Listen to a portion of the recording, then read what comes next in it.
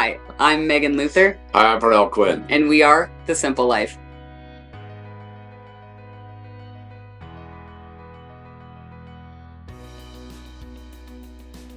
Today we are going to get into short-term rental restrictions because that has been a hot topic, and as the ski season approaches very quickly, it's on everybody's minds. So, Right.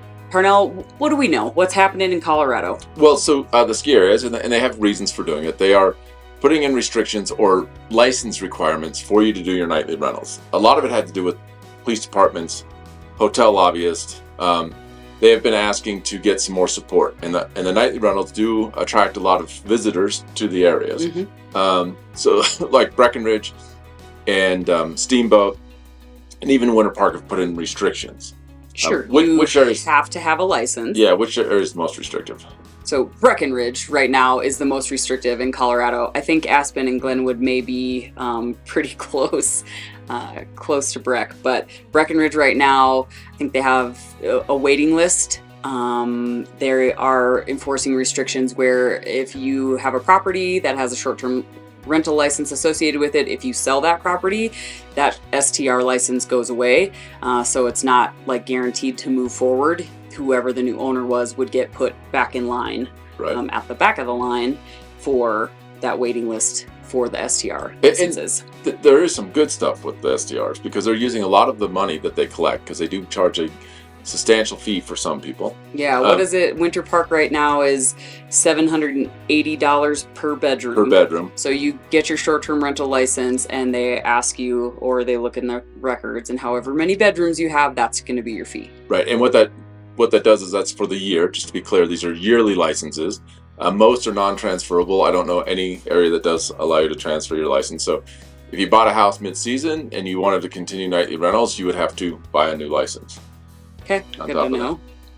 So in Winter Park, Fraser, and really Grand County overall, they do allow short-term rental licenses. There are no restrictions at this time for the county overall. Right. There are for specific towns and specific areas. Grand Lake is one of those, and then Columbine Lake over near Grand Lake is also another one of those. But the short-term rental license is, I believe, $780 per bedroom. So that is an annual fee. Correct. It's an annual fee, and they're non-transferable. And that's in most ski areas, they're non-transferable. So if you buy a unit and it has a nightly rental on it, in Grand County, Winter Park, Fraser, you'll still be able to do a nightly rental. You'll just have to pay for a new license. Sure. In like Breckenridge, with the waiting list, you will not be able to just rent your home. Get a new license, right? And Steamboat, you'd have to go back and wait for the next lottery to come around to see if you could continue renting your nightly rentals. What I don't think the towns have thought through is what happens if people have houses booked out between now and March and they sell in December? What happens to those bookings? Yeah. That question hasn't come up yet. People haven't had that fight, not in Grand County anyways. Oof, that feels like a lawsuit waiting to happen. Yeah, and the thing is the towns do have the legal right to do this. They can change the zoning, they can add licenses, they can add fees. All they have to do is vote.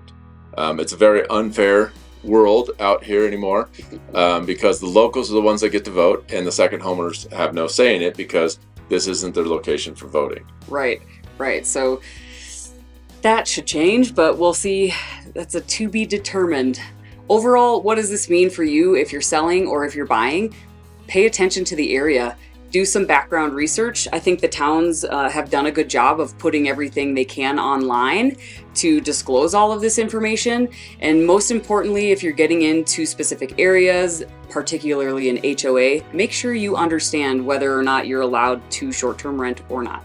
Right, and we may see some of these restrictions lighten up, especially like now. We've noticed that there's a lot fewer people not being able to find housing.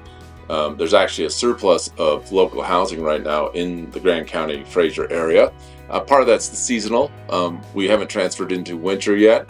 We're still waiting for our first real snowstorm. So, yeah, this year we have a forever fall, which has been really nice. But yeah, the long-term rentals are down and short-term rentals are down as well for our area. Right, and that's because nobody's seen the snow. Once we get the snow on the mountaintops, all that starts to change. Right now, people are still thinking it's too warm to think about skiing. So. Ever the optimist, this one. I love it. Yeah. If you guys need more information or have questions about specific areas, please don't hesitate to reach out.